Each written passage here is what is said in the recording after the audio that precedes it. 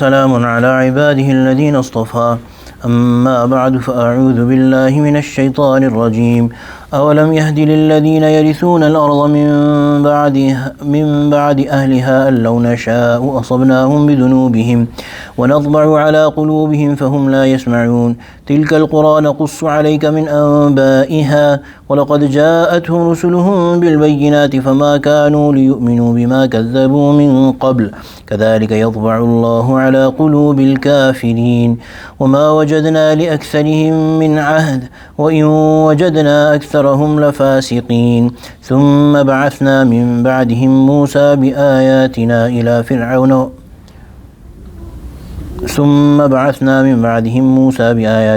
فرعون وملئه فظلموا بها فانظر كيف كان عاقبة المفسدين صدق الله العظيم وبلغنا رسوله النبي الكريم ونحن على ذلك من الشاهدين والشاكرين والحمد لله رب العالمين.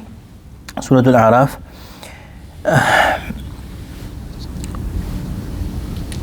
There have been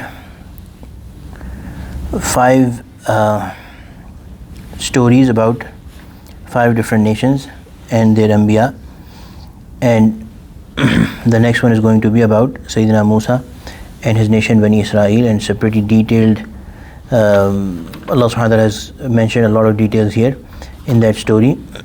But before we enter into that, Allah subhanahu wa ta'ala has repeated the core of the message, which is that أَوَلَمْ يَهْدِ لِلَّذِينَ يَرِثُونَ الْأَرْضَ مِنْ بَعْدِ أَهْلِهَا أَنْ لَوْ نَشَاءُ أَصَبْنَاهُم بِذُنُوبِهِمْ. Have all these events still not taught a lesson to those who inherit the land after its former inhabitants? So these people, the kuffar who are here, there were many people who disregarded and neglected the calls of messengers before them, and all these stories, do they not bring them to sense? Do they not teach a lesson? Are they not enough?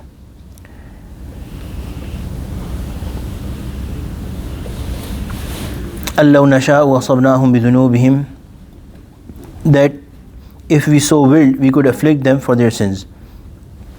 So everybody who gets to hear these stories should be afraid that the same Allah can also put me into a punishment. وَنَطْبَعُ عَلَى قُلُوبِهِمْ فَهُمْ لَا يَسْمَعُونَ.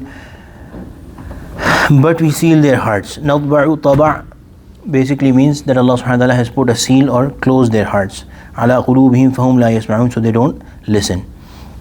So this tells us that the heart is the place where Iman is accepted. The seat of Iman is the heart, which is not that pumping organ in our chest, but the chief center of our soul, which tells us if it is on the right path, if it's in its correct state, tells us the difference between wrong and right.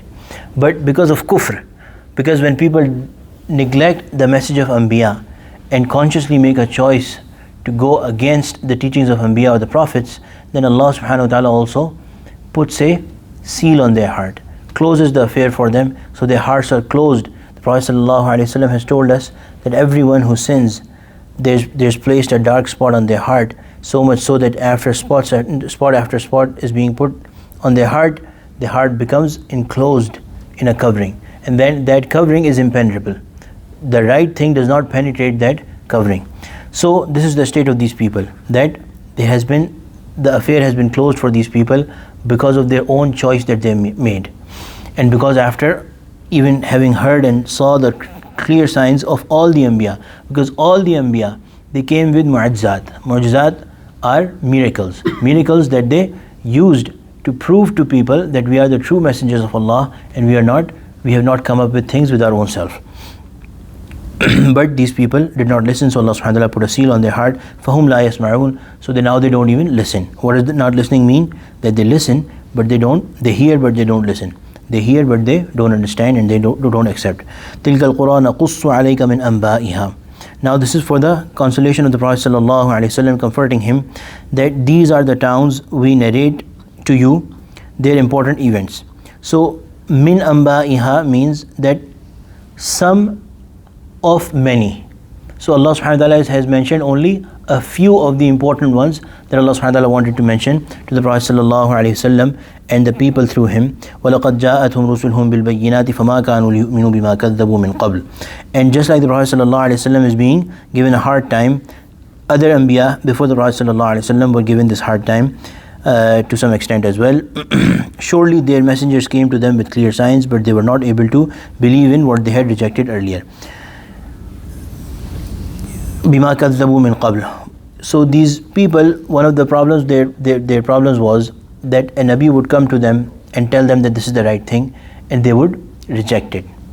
The Nabi would further provide them with evidences of the message being right, and deep down in their heart they would understand that this seems to be the right message, but because of their arrogance, because they had rejected something earlier, they would still keep on rejecting it, just to maintain their in a way their false dignity and honor. Hazrat Hakim ul-Ummat Ma'ashari Sahib Thanvi rahimahullah has written in Masail al-Suluk that this also teaches us a lesson to our ulama and even common people, that sometimes they say something which is not right, which is wrong. They have a hard time coming back to the right thing and accepting before the public that we had made a mistake.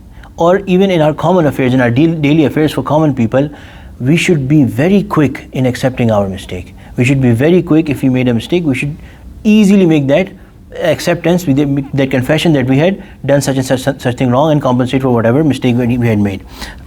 Hakim Muhammad Ma'ashari Sahib Thanvi rahimahullah himself has made a lot of ruju',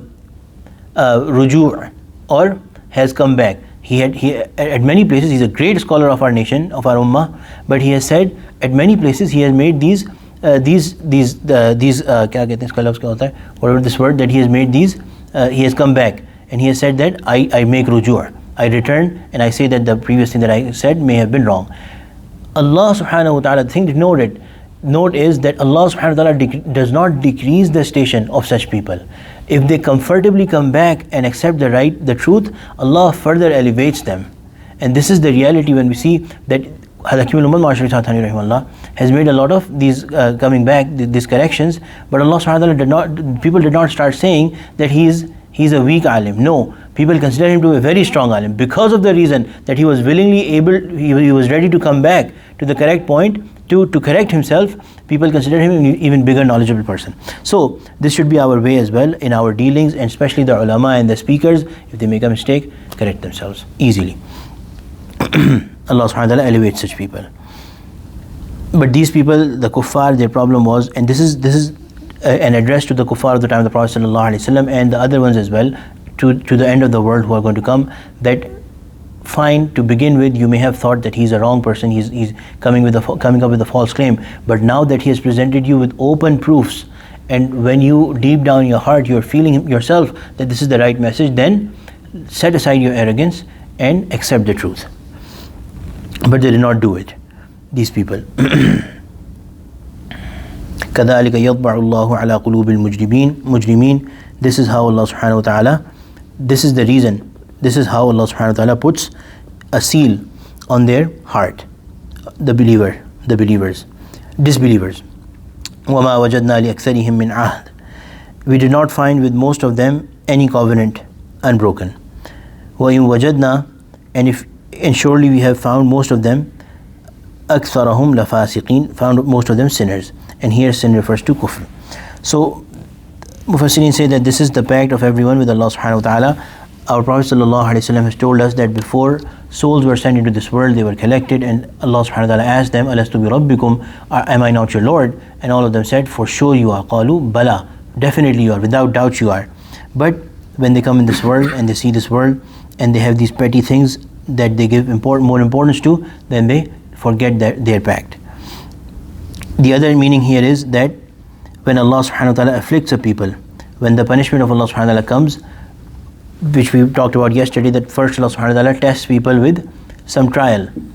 Some of them, in the time of the trial, and this is natural, we must have experienced it ourselves as well, that when we are going through a hard time, we make some promises to Allah, that we will be a good slave, we will do this, we will do that. You take this affliction away, we'll be a good worshipping slave, prayerful slave. But then when that affliction is taken away, we forget our promise, we forget our pact. So this was the way of the kuffar as well, that they, at the time of punishment or at the time of test and trial, they would make a pact with Allah subhanahu wa ta'ala and then forget about it when the trial is lifted away. So this ahd could mean either of the two. Either the ahd of alast, which was made by all souls before Allah subhanahu wa ta'ala, before they were sent into this world, or the pact that they make with the promise that they make with Allah subhanahu wa ta'ala when they are put under a test and they promise that will become better, but they do not do it. وَإِن وَجَدْنَا أَكْثَرُهُمْ فَاسِقِينَ. All that we found them is that most of them are fasiqeen, most of them are sinners, major grave sinners, which is they turn away and they make kufr. May Allah subhanahu wa ta'ala protect us from that. Inshallah, next week we'll start the detailed story, the detailed account of the happenings with Sayyidina Musa ala nabiyina alayhi salatu wassalam and his nation Bani Israel. ربنا تقبل منا إنك أنت السميع العليم وتب علينا إنك أنت التواب الرحيم وصلى الله تعالى على خير خلقه سيدنا ومولانا محمد وعلى آله وصحبه أجمعين آمين برحمتك يا أرحم الراحمين.